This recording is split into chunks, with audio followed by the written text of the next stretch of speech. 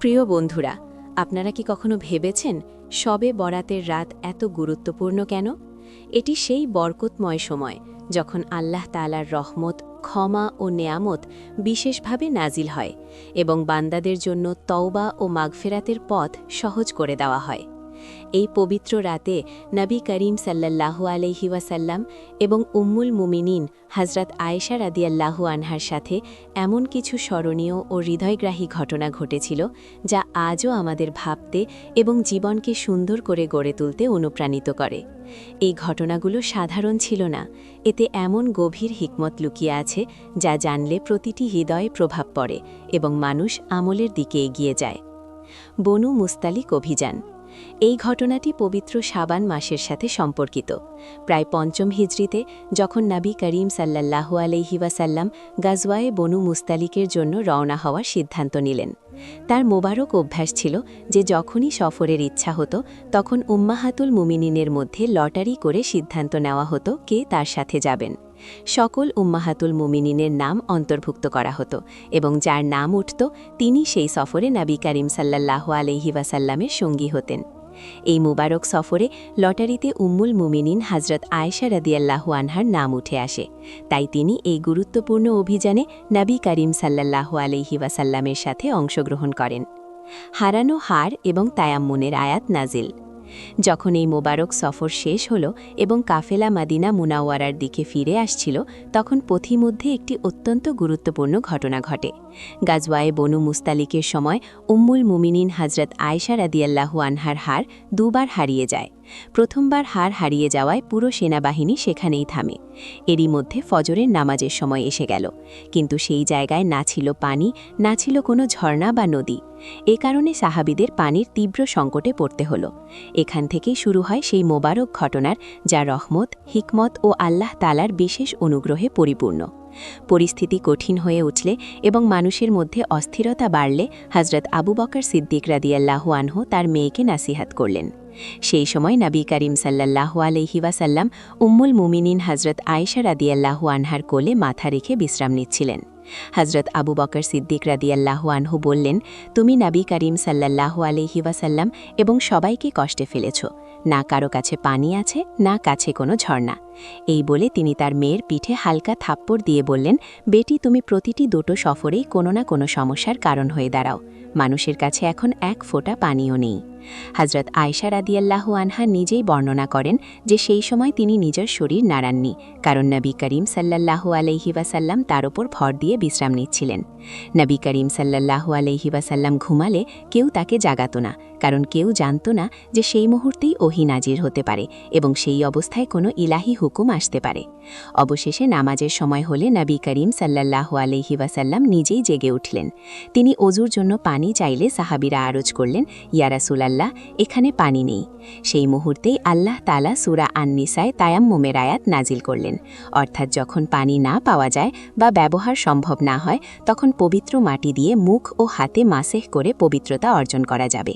এতে সমস্ত মুসলমানের জন্য বড় সুবিধা হয়ে গেল। এতে হযরত আবু বকর সিদ্দিক রাদিয়াল্লাহু আনহু তার মেয়েকে বললেন, হে বেটি, তুমি সত্যিই বড় বরকতওয়ালা। নবী করিম সাল্লাল্লাহু আলাইহি ওয়াসাল্লামও বললেন, হে আয়েশা, তোমার এই হার কত বড় বরকতের উৎস হয়ে গেল। হযরত উসাইদ ইবনে হুযাইর রাদিয়াল্লাহু আনহু বললেন, হে আবু বকরের পরিবার, এটা তোমাদের প্রথম বরকত নয়। আল্লাহ তাআলা তোমাদের উত্তম পুরস্কার দান করুন। তোমাদের সাথে যখনই কোনো কঠিন বা অপ্রীতিকর ঘটনা ঘটে, আল্লাহ তাআলা সেটার মাধ্যমেই উম্মতের জন্য কল্যাণ বের করে দেন। হযরত আয়েশা রাদিয়াল্লাহু আনহা বর্ণনা করেন, যে উটনির ওপর তিনি সওয়ার ছিলেন সেটি উঠানো হলে তার ঠিক নিচ থেকে হারিয়ে যাওয়া হার পাওয়া গেল। অপবাদের ঘটনা। ইফক। গাজওয়ায়ে বানু মুস্তালিক থেকে ফিরে কাফেলা মদিনা মুনাওয়ারার দিকে রওনা হলে পথিমধ্যে আরেকটি অত্যন্ত কষ্টদায়ক ঘটনা ঘটে। কাফেলার এগিয়ে যাওয়ার ঘোষণা দেওয়া হলো, কিন্তু সেই সময় হযরত আয়েশা রাদিয়াল্লাহু আনহা প্রয়োজনীয় কাজে লস্কর থেকে কিছুটা দূরে জঙ্গলের দিকে গিয়েছিলেন। ফিরে আসার সময় তিনি বুঝতে পারলেন না যে তার হার ছিঁড়ে কোথাও পড়ে গেছে। লস্করের কাছে এসে হারের কথা মনে হলে তিনি সেটি খুঁজতে আবার সেদিকে ফিরে গেলেন। হার খুঁজতে কিছুটা সময় লাগল। এদিকে হাউদাজ বহনকারীরা ভাবল হযরত আয়েশা রাদিয়াল্লাহু আনহা যথারীতি হাউদাজের ভেতরেই আছেন। সেই যুগে মহিলারা সাধারণত অত্যন্ত রোগা পাতলা হতেন এবং হজরত আয়েশা রাজিয়াল্লাহু আনহাও কম বয়সী ও হালকা ছিলেন। তাই হাওদাজ তোলার সময় তার ওজন স্বাভাবিক মনে হল। কেউ কিছু না বুঝে হাওদাজ উটের পিঠে রেখে দিল এবং পুরো কাফেলা এগিয়ে গেল। হার পেয়ে হজরত আয়েশা রাজিয়াল্লাহু আনহা লস্করের দিকে এলেন, কিন্তু দেখলেন কাফেলা চলে গেছে। চারদিকে নিস্তব্ধতা, দূরে কেউ দেখা যাচ্ছে না। তিনি মনে মনে ভাবলেন, যখন লোকেরা তার অনুপস্থিতি টের পাবে তখন ফিরে আসবে। এই আশায় তিনি সেখানেই বসে অপেক্ষা করতে করতে একসময় ঘুমিয়ে পড়লেন। হজরত সাফওয়ান ইবনে মুয়াত্তাল রাজিয়াল্লাহু আনহুর দায়িত্ব ছিল লস্করের পেছনে থাকা, যাতে কারো মালপত্র পড়ে গেলে বা কেউ পিছিয়ে পড়লে সামলানো যায়। সেদিনও তিনি এই দায়িত্ব পালন করতে করতে পেছন থেকে আসছিলেন। যেখানে লস্কর আগে থেমেছিল সেখানে পৌঁছে দূর থেকে কাউকে শুয়ে থাকতে দেখলেন। কাছে গিয়ে চিনতে পারলেন এবং অনিচ্ছাকৃতভাবে মুখ থেকে বেরিয়ে গেল, ইন্না লিল্লাহি ওয়া ইন্না ইলাইহি রাজিউন। তার আওয়াজ শুনে হজরত আয়েশা রাজিয়াল্লাহু আনহার ঘুম ভেঙে গেল। তাকে দেখেই তিনি তৎক্ষণাৎ চাদর দিয়ে মুখ ঢেকে নিলেন।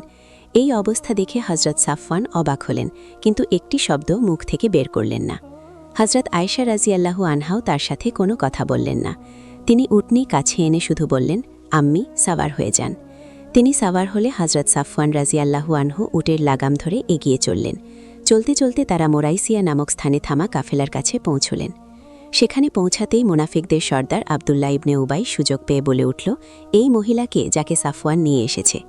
ব্যাস, মুনাফিকদের জিভ চলতে শুরু করল। কেউ জানালো এটি হজরত আয়েশা রাজিয়াল্লাহু আনহা, আর কথাটি বিকৃত করে পুরো লস্করে ছড়িয়ে দেওয়া হলো। কাফেলা মাদিনা মুনাওয়ারায় পৌঁছলে আবদুল্লাহ ইবনে উবাই এই মিথ্যা কথাটি আরও বেশি ছড়ানোর চেষ্টা শুরু করল। ইমাম বুখারী রাহমাতুল্লাহি আলাইহি বর্ণনা করেন, মুনাফিকরা যখন এই ঘটনার কথা বলত, আবদুল্লাহ ইবনে উবাই এগিয়ে এসে তাদের খোলামেলা সমর্থন করত, যাতে কথাটা সর্বত্র ছড়িয়ে পড়ে। হজরত আয়েশা রাজিয়াল্লাহু আনহার পরীক্ষা। মদিনা মুনাওয়ারায় ফেরার পর হজরত আয়েশা রাজিয়াল্লাহু আনহা অসুস্থ হয়ে পড়লেন এবং প্রায় 1 মাস অসুস্থ থাকলেন। এদিকে মুনাফিকরা মিথ্যা অপবাদ ছড়াতে ও বাড়িয়ে বলতে লাগল, কিন্তু হজরত আয়েশা রাজিয়াল্লাহু আনহা এই পুরো ষড়যন্ত্রের কিছুই জানতেন না। তবে একটি বিষয় তিনি স্পষ্ট অনুভব করছিলেন, আগে অসুস্থ হলে নবী করিম সাল্লাল্লাহু আলাইহি ওয়াসাল্লাম তার সাথে অত্যন্ত কোমলতা ও ভালোবাসা দিয়ে আচরণ করতেন, কিন্তু এবার তার আচরণে সামান্য পরিবর্তন লক্ষ্য করা যাচ্ছিল। আসলে নবী করিম সাল্লাল্লাহু আলাইহি ওয়াসাল্লাম ওই মিথ্যা অপবাদের কারণে অত্যন্ত দুঃখিত ও বিচলিত ছিলেন। মুনাফিকদের লাগানো অভিযোগগুলো তাকে ভেতরে ভেতরে অস্থির করছিল। এই চিন্তার কারণে তিনি পরিবারের সাথে আগের মতো খোলামেলাভাবে কথাও বলতে পারছিলেন না। এই সব কিছু হজরত আয়েশা রাজিয়াল্লাহু আনহার হৃদয়ে গভীর প্রভাব ফেলছিল। কিছুটা সুস্থ হলে উম্মে মিস্তাহ রাজিয়াল্লাহু আনহা তাকে সেই সব গুজবের কথা জানালেন এবং তার ছেলে মিস্তাহ ইবনে উসাসা রাজিয়াল্লাহু আনহুকেও কঠোরভাবে বকলেন, কারণ সে অজান্তেই এই মিথ্যা কথায় জড়িয়ে পড়েছিল। এসব শুনে হজরত আয়েশা রাজিয়াল্লাহু আনহার অবস্থা আবার খারাপ হয়ে গেল। মাথা ঘুরতে লাগল, শরীর গরম হয়ে জ্বর বেড়ে গেল। সারা রাত অস্থির থেকে কান্নায় রাত কাটল। সকালে নবী করিম সাল্লাল্লাহু আলাইহি ওয়াসাল্লাম তার কাছে এলেন এবং স্বাস্থ্যের খোঁজ নিলেন। হজরত আয়েশা রাজিয়াল্লাহু আনহা আরজ করলেন, কয়েক দিনের জন্য পিতামাতার বাড়ি যেতে চান, কারণ তিনি পুরো বিষয়ের সত্যতা তাদের কাছ থেকে জানতে চাইছিলেন। নবী করিম সাল্লাল্লাহু আলাইহি ওয়াসাল্লাম অনুমতি দিলেন। পিতার বাড়ি পৌঁছে মা হজরত উম্মে রোমান রাজিয়াল্লাহু আনহাকে নিচতলায় পেলেন, আর পিতা হজরত আবু বকর সিদ্দিক রাজিয়াল্লাহু আনহু উপরে কুরআন তিলাওয়াতে মশগুল ছিলেন। মা তার এই অবস্থা দেখে জিজ্ঞেস করলেন, কি হয়েছে? তিনি সব কিছু বললেন এবং বললেন, আম্মা, লোকেরা আমার সম্পর্কে কি বলছে, আপনি আমাকে কিছুই জানাননি। মা বললেন, বেটি, ঘাবড়িও না, মনকে শক্তি রাখো। দুনিয়ার এই নিয়ম, কোনো মহিলা যখন তার স্বামীর হৃদয়ে বিশেষ স্থান অর্জন করে, লোকেরা তার সম্পর্কে নানা কথা বলতে শুরু করে। এ কথা শুনে হজরত আয়েশা রাজিয়াল্লাহু আনহার মন ভরে গেল এবং কান্নাজড়িত কণ্ঠে তিনি জিজ্ঞেস করলেন, আব্বাও কি জানেন? মা বললেন, হ্যাঁ, তিনিও জানেন। এ কথা শুনে তার দুঃখ আরও গভীর হল, চোখ থেকে অশ্রু ঝরতে লাগল। উপর থেকে এই কান্নার আওয়াজ শুনে হজরত আবু বকর সিদ্দিক রাজিয়াল্লাহু আনহু নিচে নেমে এলেন। বিষয়টি জানতে পেরে তিনিও নিজেকে সামলাতে পারলেন না এবং কেঁদে পড়লেন। তার পিতামাতাও এই দুঃখে শরিক হলেন এবং সেই রাতটিও কান্নায় কেটে গেল। এই অবস্থায় হঠাৎ নবী করিম সাল্লাল্লাহু আলাইহি ওয়াসাল্লাম তাশরিফ নিয়ে এলেন, সালাম দিয়ে বসলেন। যখন থেকে এই অফবা ছড়িয়েছিল, তখন থেকে নবী করিম সাল্লাল্লাহু আলাইহি ওয়াসাল্লাম হজরত আয়েশা রাজিয়াল্লাহু আনহা থেকে কিছুটা দূরত্ব বজায় রাখছিলেন, কিন্তু আজ প্রথমবারের মতো নিজে এসে তার পাশে বসলেন। প্রায় 1 মাস কেটে গিয়েছিল, এবং এই পুরো সময় আল্লাহ তাআলার পক্ষ থেকে নবী করিম সাল্লাল্লাহু আলাইহি ওয়াসাল্লামের ওপর কোনো ওয়াহী নাজিল হয়নি। বসেই নবী করিম সাল্লাল্লাহু আলাইহি ওয়াসাল্লাম কালিমা শাহাদাত পড়লেন। তারপর বললেন, হে আয়েশা, তোমার সম্পর্কে কিছু কথা আমার কানে পৌঁছেছে। যদি তুমি এই অভিযোগ থেকে পাক হও, তাহলে আল্লাহ তাআলা নিজেই তোমার নির্দোষিতা প্রকাশ করে দেবেন।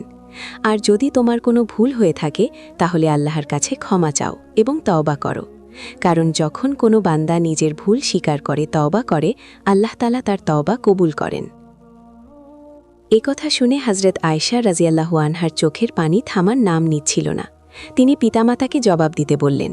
হযরত আবু বকর সিদ্দিক রাদিয়াল্লাহু আনহু বললেন, আল্লাহর রাসূল সাল্লাল্লাহু আলাইহি ওয়াসাল্লামকে কি বলবেন তা তিনি বুঝতে পারছেন না। তখন হযরত আয়েশা রাদিয়াল্লাহু আনহা নিজেই বললেন, এখন তো সবাই এই কথা শুনে ফেলেছে। যদি আমি বলি আমি এই অভিযোগ থেকে পাক আর আমার আল্লাহ জানেন আমি নির্দোষ, তবে কি আপনারা বিশ্বাস করবেন? আর যদি মেনে নিই যে আমার কোনো ভুল হয়েছে, সেটাও সত্য হবে না। তাই এখন আমি ধৈর্য ধরব এবং আমার দুঃখ বেদনার ফারিয়াদ শুধু আমার আল্লাহর কাছে করব। এই বলে তিনি উঠে বিছানায় শুয়ে পড়লেন। তখন তার মনেও ছিল না যে আল্লাহ তাআলা তার সম্পর্কে এমন আয়াত নাজিল করবেন যা কিয়ামত পর্যন্ত মসজিদে মসজিদে তিলাওয়াত হতে থাকবে। তার শুধু এটুকু বিশ্বাস ছিল যে আল্লাহ তাআলা তার নবী সাল্লাল্লাহু আলাইহি ওয়াসাল্লামকে কোনো স্বপ্ন দেখিয়ে দেবেন, যাতে তার নির্দোষিতা প্রকাশ পাবে। নির্দোষিতার ওয়াহী নাজিল।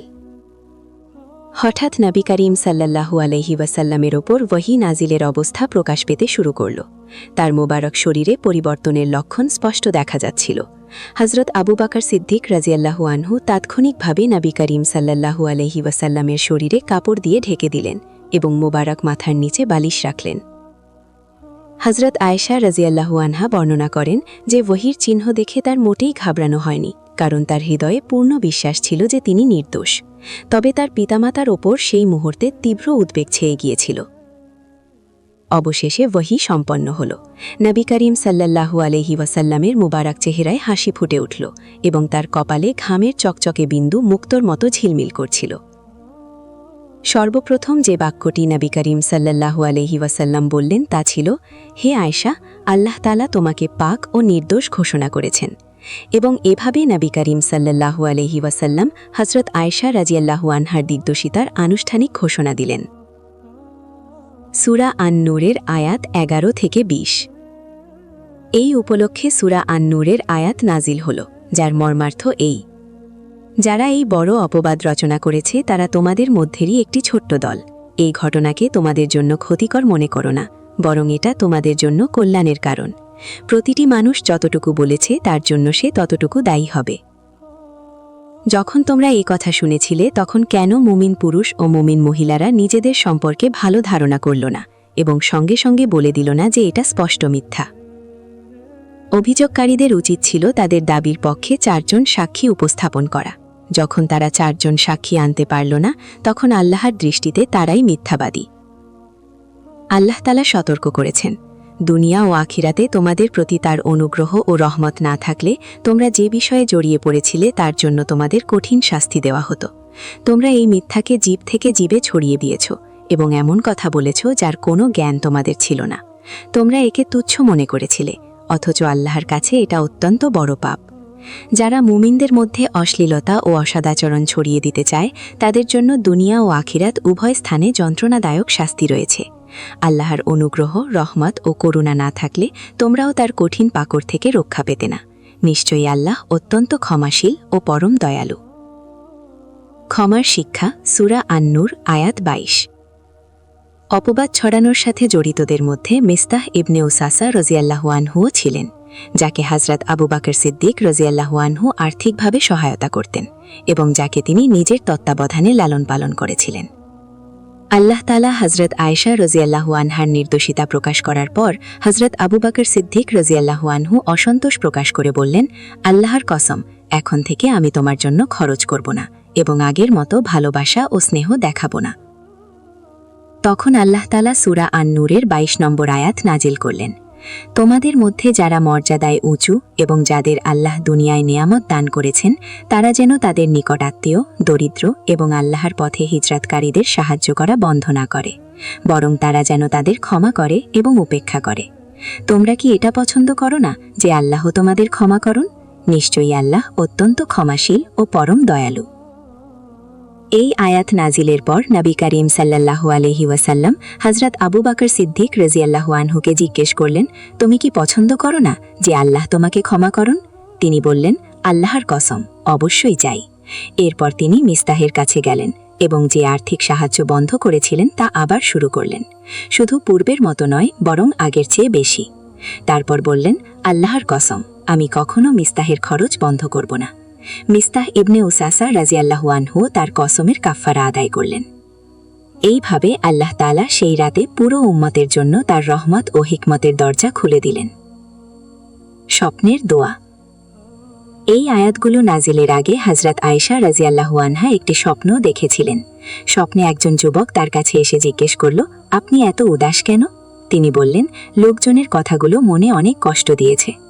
তখন সেই যুবক তাকে এই দোয়া পড়তে বলল, হে নিয়ামত পরিপূর্ণকারী, হে দুঃখ দূরকারী, হে সংকটের অন্ধকার থেকে উদ্ধারকারী, হে সবচেয়ে ন্যায় বিচারকারী, হে জালিমের কাছ থেকে প্রতিশোধ গ্রহণকারী, হে আদি ও অন্ত, আমার এই বিপদ দূর করে দাও এবং আমার জন্য মুক্তির কোনো পথ বের করে দাও। জেগে উঠেও সেই একই শব্দে দোয়া মাঙেন। সেই দোয়ার পর আল্লাহ তাআলা তার জন্য স্বস্তি ও মুক্তির দরজা খুলে দিলেন। উপসংহার।